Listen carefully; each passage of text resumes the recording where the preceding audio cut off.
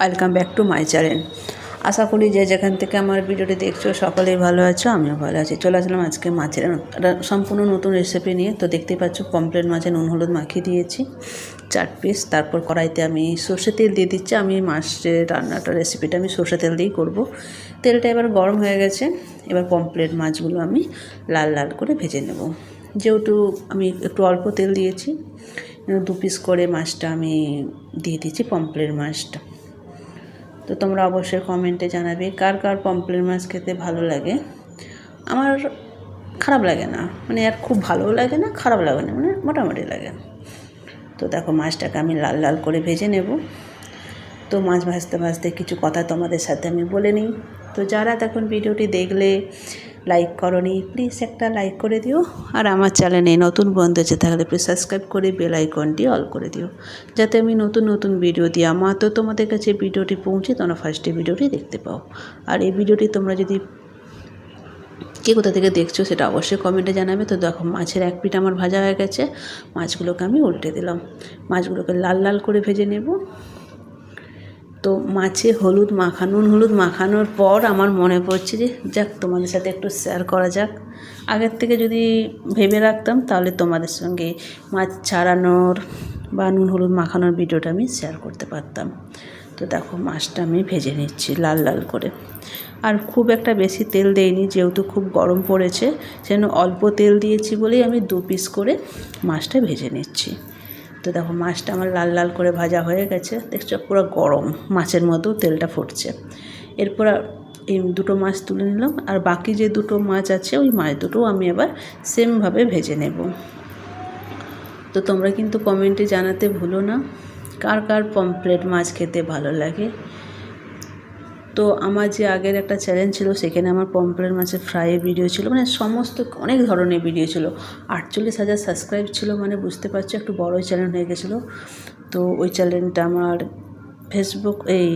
YouTube থেকে আমার delete হয়ে যায়, সাসপেন্ড করে দিয়েছে।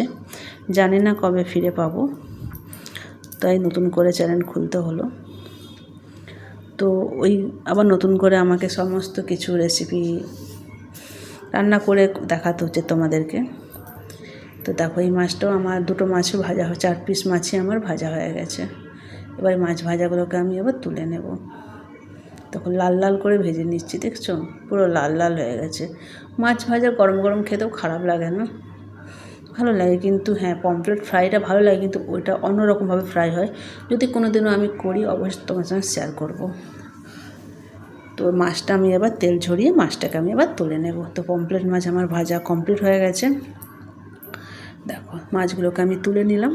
দেখো তেল আছে, এই তেলের মধ্যে আমি পেঁয়াজ কুচি দিয়ে দেবো। আমি ফার্স্টেই বললাম এত গরম পড়েছে সেজন্য আমি কম তেল মশলা দিয়ে রান্না করছি। তো দেখো পেঁয়াজটা দেওয়ার পরে ওর মধ্যে আমি টমেটো কুচি দিয়ে দিলাম। এবার এটাকে ভালো করে ভেজে নেব। তো তোমরা কিভাবে করো সেটা অবশ্যই কমেন্টে জানাবে। তো তার মধ্যে আমি নুন দিয়ে দিলাম। নুন দেওয়ার কারণ হচ্ছে পেঁয়াজটা আর টমেটোটা একটু তাড়াতাড়ি সেদ্ধ হয়ে যাবে। তার মধ্যে হলুদ গুঁড়ো দিয়ে দিলাম। এটা ভালো করে মিক্স করে নিচ্ছি আমি। ভালো করে এবার নাড়াচাড়া করে আমি অল্প একটু জল দিয়ে দিলাম যাতে টমেটো তাড়াতাড়ি সেদ্ধ হয়ে যায়, সেই জন্য তারপর ঢাকা দিয়ে রাখলাম। ঢাকা দিয়ে 2 থেকে 3 মিনিট রেখেছিলাম। তারপর আমি ঢাকাটাকে এবার আমি খুলে দেব। এই দেখো ঢাকাটা খুলে দিলাম। এবার আর একটু নাড়াচাড়া করব। তো দেখো নাড়াচাড়া করছি, দেখো এই টমেটোটা দেখি টমেটোটা হয়ে গেছে, সেদ্ধ হয়ে গেছে। এবার টমেটোকে ভালো করে ঘেঁটে দেবো আমি এবার এটাকে। তো তোমরা কীরকম পমফ্রেট মাছ রান্না করো সেটা অবশ্যই জানাবে। যদি সেম হয়ে যায় সেটাও বলবে কমেন্টে, তাহলে ভালো লাগবে যে সেম রান্নাও হয়।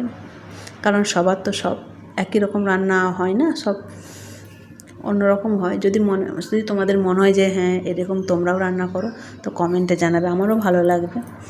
তো দেখো টমেটোটা ঘেঁটে নিয়েছি, সেদ্ধ হয়ে গেছে, তেলটাও বেরিয়ে গেছে। তেল বেরিয়েছে, আমি কিন্তু অল্প তেল দিয়েছিলাম। তো দেখো এটাকে ভালো করে না ভাজলে হবে না, পেঁয়াজটাকে একটু ভালো করে ভেজে নিয়েছি। দেখো এরপর এটা আবার একটু নাড়াচাড়া করবো, আমি ভালো করে ঘেঁটে নেব এটাকে। তো তোমরা কমেন্টে অবশ্যই জানাবে কে কোথা থেকে ভিডিওটি দেখছো। আমারও তো জানতে ইচ্ছে করে যে আমার ভিডিওগুলো কে কোথা থেকে দেখছো বা কতদূর পর্যন্ত ভিডিওটা যাচ্ছে। আবারও বলছি, লাইক না করলে লাইক করে দাও, সাবস্ক্রাইব না করলে সাবস্ক্রাইব করে বেল আইকনটি মনে করে অল করে দিও, যাতে আমি নতুন নতুন ভিডিও দিই তোমাদের কাছে ভিডিওটি পৌঁছে তোমরা ফার্স্টে ভিডিওটি দেখতে পাও। তো দেখো টমেটোটা আমার ভালো করে সেদ্ধ হয়ে ভালো করে ঘেঁটে দিয়েছি। দেখো পুরো আমার এটা হয়ে গেছে। দেখো তেলটাও বেরিয়ে গেছে আমার। দেখো কালারটাও কিন্তু খুব সুন্দর এসেছে। আমি এখনও কিন্তু লঙ্কা গুঁড়ো দেইনি, তার মধ্যেই কিন্তু লাল হয়ে গেছে। দেখো ভালো করে আমি ঘেঁটে নিচ্ছি। দেখো তারপর এবার দেখো মাছটা তো ভাজা হয়ে গেছে তোমরা দেখলে। এরপর আমি এর মধ্যে সাদা সর্ষে আর পেঁয়াজ একসাথে বেটে রেখেছিলাম, ওইটা আমি দিয়ে দেব। আর সর্ষে দিয়ে আমি কষবো না, কারণ সর্ষে দিয়ে যে কোনো জিনিস যদি কষানো হয় না তেতো হয়ে যাবে। তবে সেজন্য আমি একটুখানি একবার দুবার নেড়ে আমি জল ঢেলে দিলাম। আর যেহেতু এটা ঝাল হবে সেজন্য পরিমাণ মতন আমি জল দিলাম, 4টা মাছের ঝাল। তারপর লঙ্কা গুঁড়ো দিলাম আমি।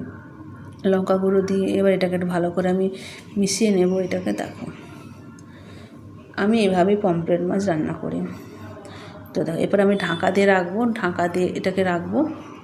দিয়ে একটু যখন জলটা ফুটবে, তো দেখো জলটা ফুটতেই আমি ওর মধ্যে এবার যে পমফ্রেট 4 পিস মাছ ভেজে রেখেছিলাম, ওই পমফ্রেট মাছগুলো আমি এবার এই কড়াইয়ের মধ্যে দিয়ে দেব। তো দেখো 4 পিস মাছ দিয়ে দিচ্ছি। মাছগুলো তো আমি পুরো লাল লাল করে ভেজে রেখেছিলাম, দিয়ে মাছগুলোকে ভালো করে ডুবিয়ে নিচ্ছি আমি। দেখো যাতে মাছের ভিতরে যায় সর্ষেটা বা নুন যাই বলো কেন স্বাদটা যেন ভালো হয়। দেখো জলটাও কিন্তু অনেকটা শুকনো হয়ে গেছে। আমি আবার এটাকে দেখো আবার একটু আমি এটা 5 মিনিটের মতন আমি ঢাকা দিয়ে রাখবো। ঢাকা দিয়ে রাখলে কি হলো, স্মেলটা কড়ার মধ্যেই থাকবে, মাছের মধ্যেই যাবে। তো দেখো আমার 5 মিনিট হয়ে গেছে। 5 মিনিটের পরে আমি এবার ঢাকাটা খুলবো। তো মাছটা আমার শুকনো শুকনো হয়ে গেছে। বেশি আমি শুকনো করবো না বা বেশি ঝোলও করবো না, মাখা মাখা হবে। তো দেখো হয়ে গেছে আমার। এবার এটাকে আমি এবার নামিয়ে নেব। তো পমফ্রেট মাছটা দেখো আমার হয়ে গেছে, আমি একটা জায়গায় ঢেলে নিয়েছি। তো দেখো আমার পুরো সর্ষে দিয়ে পমফ্রেট মাছের ঝাল পুরো রেডি হয়ে গেছে। তো কমেন্টে অবশ্যই জানাবে কেমন লাগলো আজকের আমার রেসিপিটা। চলো আজকের মধ্যে ভিডিওটা আমি এখানেই শেষ করছি। দেখা হচ্ছে নতুন কোনো ভিডিওর সাথে। ততক্ষণ সকলেই ভালো থেকো, সুস্থ থেকো। লাইক না করলে লাইক করে দাও, সাবস্ক্রাইব না করলে সাবস্ক্রাইব করে দাও। বাই সকলকে।